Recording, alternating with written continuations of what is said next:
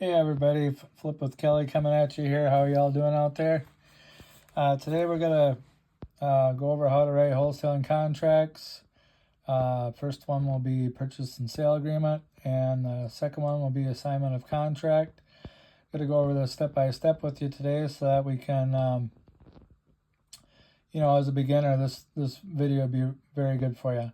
But before we get into it, if you want to smash that like button and subscribe so we can get more videos like this coming at you. So the purchase and sale agreement is basically, it's like any purchase agreement that you would have, like if you're going to buy your own house, except for it's got, some special verbiage in there to make it assignable. So that's good for wholesaling. And then the second contract is called an assignment of contract, which basically assigns the rights of that first purchase and sale agreement contract over to your end buyer, your cash buyer. And we'll put a link for the template down below the video here for you. Now, these are going to be example contracts. Make sure that you have your attorney review them so that it's compliant with your state laws. Okay, let's fire this up. So the first contract is the purchase and sale agreement.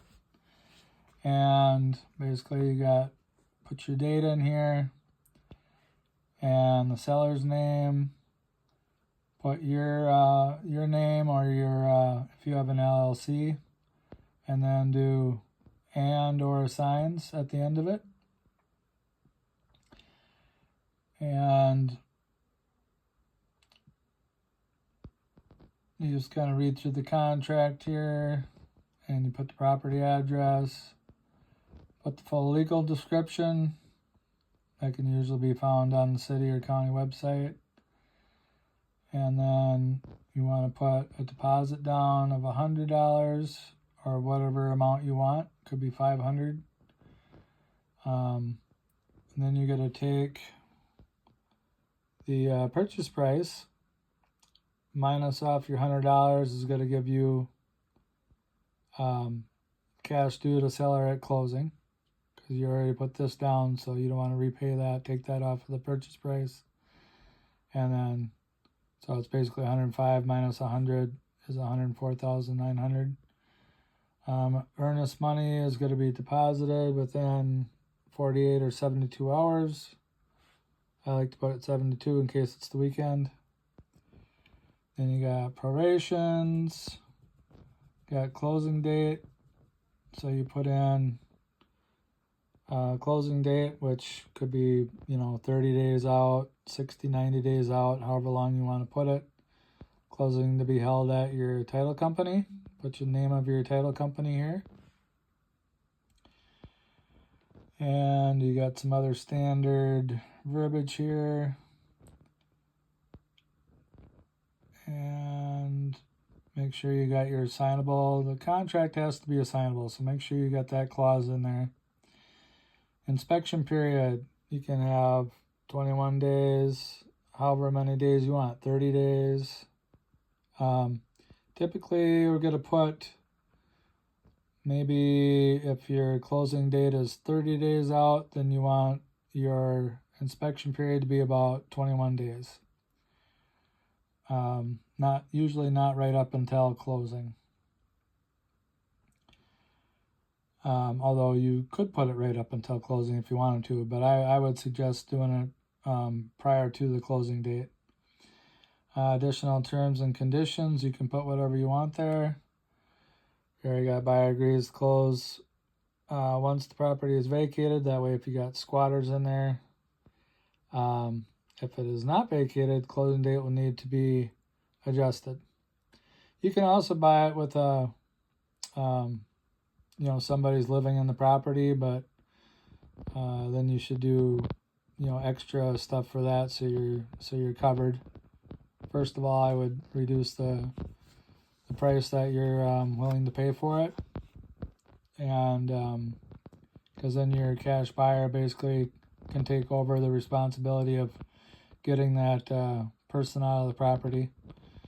Again, I'm not an attorney, it's not legal advice, but these are just things that I use in my own deals. Buyer pays closing costs. That's kind of a nice benefit for the seller. Seller is responsible for their prorations, taxes, utilities prior to the closing. So prior to the closing date, seller pays for because it's their responsibility of the property. And after closing, then the proration would be the end buyer would take over the taxes and utilities, electric bill, water bill, all that stuff. Buyer agrees to the property being sold as is with all contents. Seller can remove the items that they would like prior to closing and leave the rest. This is a service that we do for our sellers. We tell them take all the valuables that you want, take anything you want off the property. Just, make sure you get everything off the property that you want, and then leave the rest. We'll clean it up.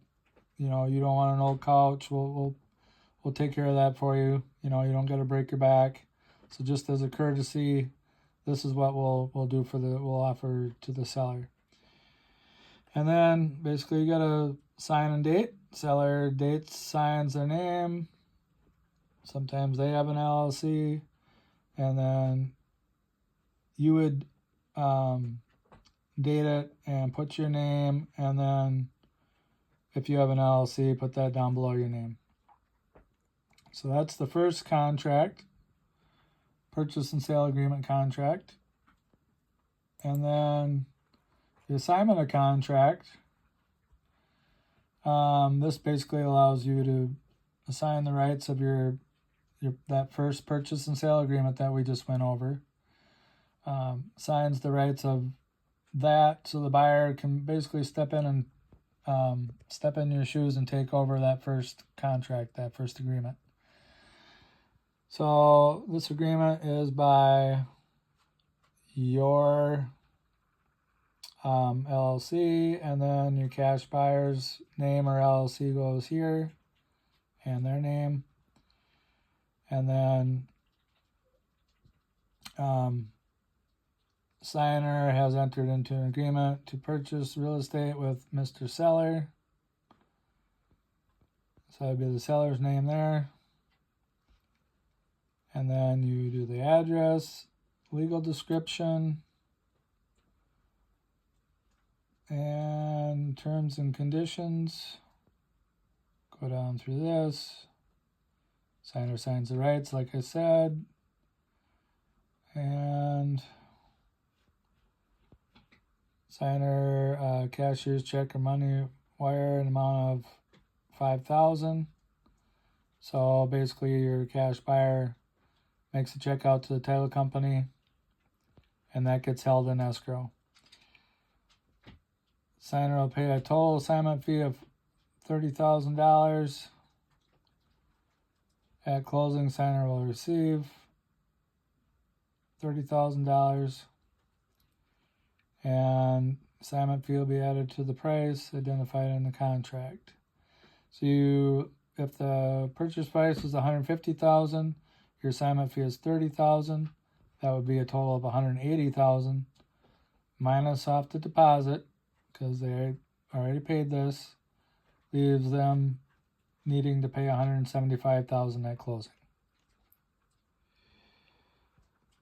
So you got a date here, signer must close. Now this date would be whatever you want. So buyer walks the property and he wants to get this deal. So he wants to sign the assignment of contract. You could put it 24, 48, 72 hours. I won't wait too long. He should be able to get this assignment of contract done within a few days. And you put the time on there too. If the signee fails, he forfeits his deposit. So essentially, and I make this crystal clear with my cash buyers. Like, You know, you're entering into this assignment of contract. This is a non-refundable deposit. They're going to do a construction loan. They're paying cash. If their loan don't go through, I tell them straight up, you're not getting your $5,000 back, regardless of whether your loan goes through or not.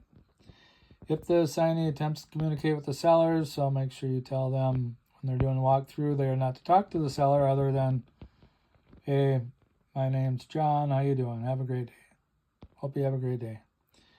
Signer must deliver free and clear title, or clear title at closing. Signee must not contact the seller. Don't negotiate with the seller. Property is sold as is. Okay, and null and void, 5,000. If not received on or before August 26th. So this is, I apologize. This is actually the deposit within 24, a day or two after they walk the property.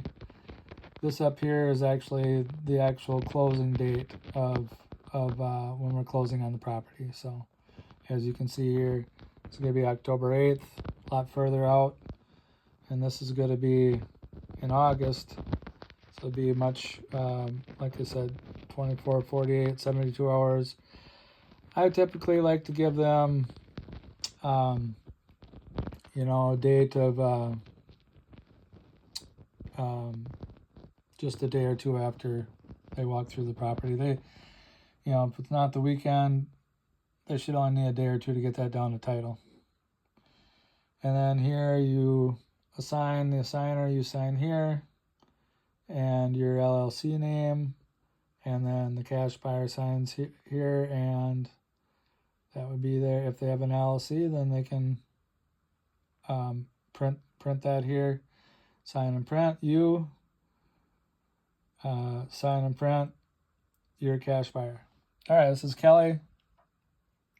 If you found any value in this, share, like, and subscribe.